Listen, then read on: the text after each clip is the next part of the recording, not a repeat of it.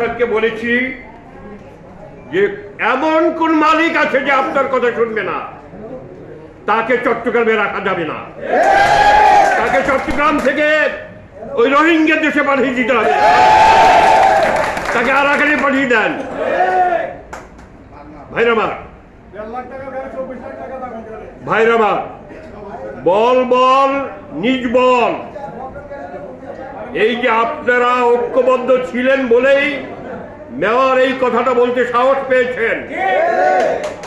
আমি আশা করি আজকে আমাদের এই 2181 একটি কমিটি ঘোষণা করা হবে ঢাকা চট্টগ্রাম মহানগরে।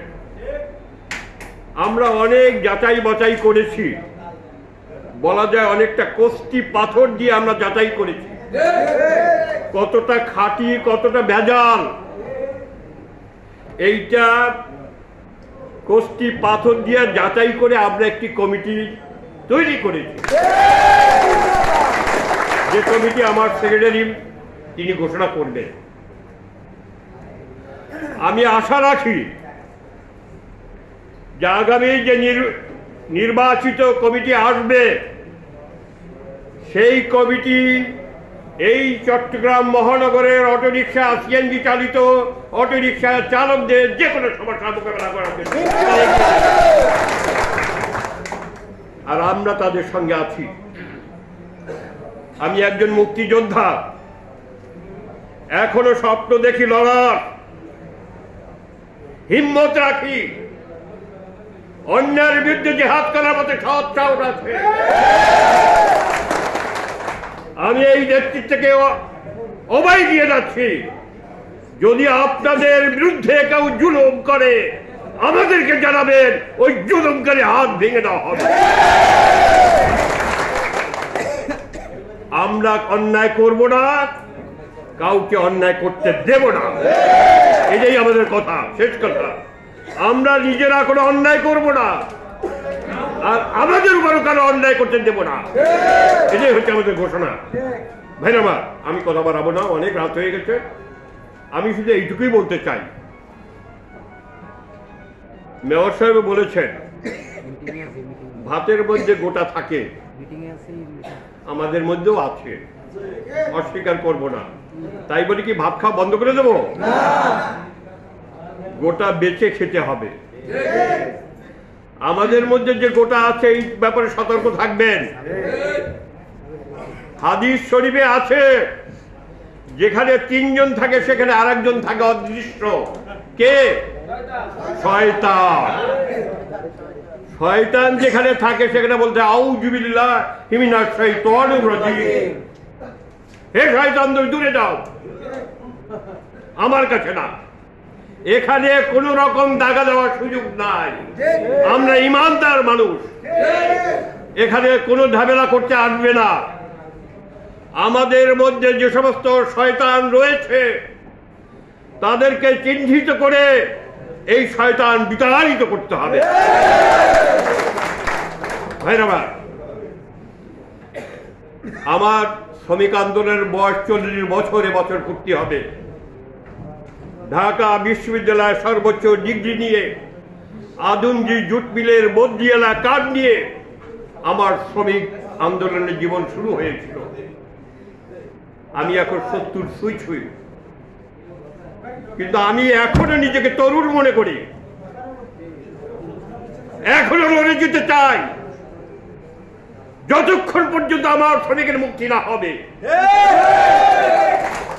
আমার উপর যে নির্যাতন, জুলুম, অন্যায়, শোষণ, নির্যাতন, তার বিরুদ্ধে আমাদের লড়াই জারি থাকবে। তাই শেষ কথা হলো একটাই, আমাদের ঐক্য। যার ঐক্য নাই তার শক্তি নাই, যার শক্তি নাই তার মুক্তি নাই।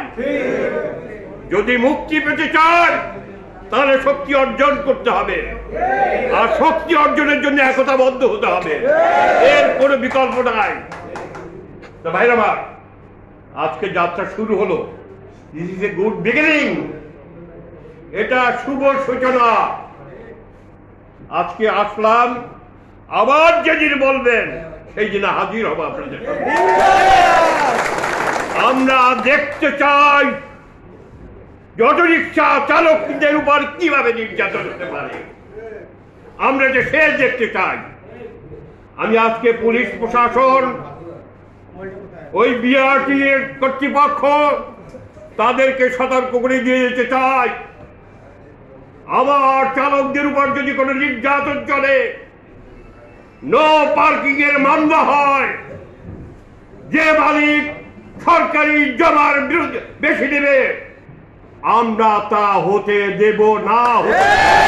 হাসিম ভাই এগিয়ে চলো, আমরা আছি তোমার সাথে, চট্টগ্রাম তোমার সাথে।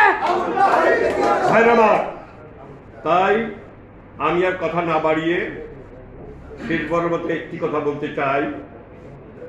এখন যুদ্ধে এখন যৌবন যার যুদ্ধে যাওয়ার শ্রেষ্ঠ সময়। আপনাদের প্রত্যেকেই প্রায় সকলেই যৌবন প্রাপ্ত, যুদ্ধ করার এখনই সময় আপনাদের। আমার মতো 70 বছরের বুড়া যুদ্ধ করতে পারে না, কিন্তু আমি এখনো হিম্মত রাখি, স্বপ্ন দেখি। আমার এই ভাইদের উপর যে জুলুম আছে সেই জুলুম নিরসনের জন্য আমি যুদ্ধে যাওয়ার জন্য প্রস্তুত।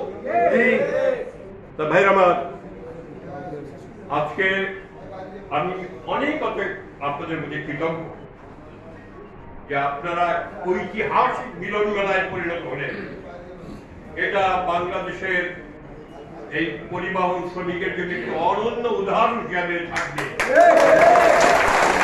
আরেকটি কথা, পরিবহন খাতকে সরকার 3 ভাগে ভাগ করেছেন। একটা হচ্ছে পণ্য পরিবহন, truck, covered van, tank lorry, এটা একটা শৃঙ্খলার মধ্যে থাকবে। আর একটা হচ্ছে যাত্রী পরিবহন, বাস, মিনি বাস, কোচ, এরা একটা শৃঙ্খলার মধ্যে থাকবে। এর বাইরে যত রকম গাড়ি আছে সেটা বাংলাদেশ অটো রিক্সা হালকাজার পরিবহন শ্রমিক ফেডারেশনের অধীনে। এর বাইরে কোন ইউনিয়ন, কোন ফেডারেশন নাই। যে সমস্ত ইউনিয়ন বাইরে আছেন আপনাদেরকে অনুরোধ করবো হাত জোড় করে, ভুল পথে যান না। আপনারা তওবা করে আসুন, আমাদের হাতকে শক্তিশালী করুন। আমরা আপনাদের শক্তিতে বলিয়ান হয়ে আরেকবার লড়াই করে এদেশে ইনসাফ কায়েম করতে চাই। সকলকে ধন্যবাদ। দুনিয়ার মধ্যে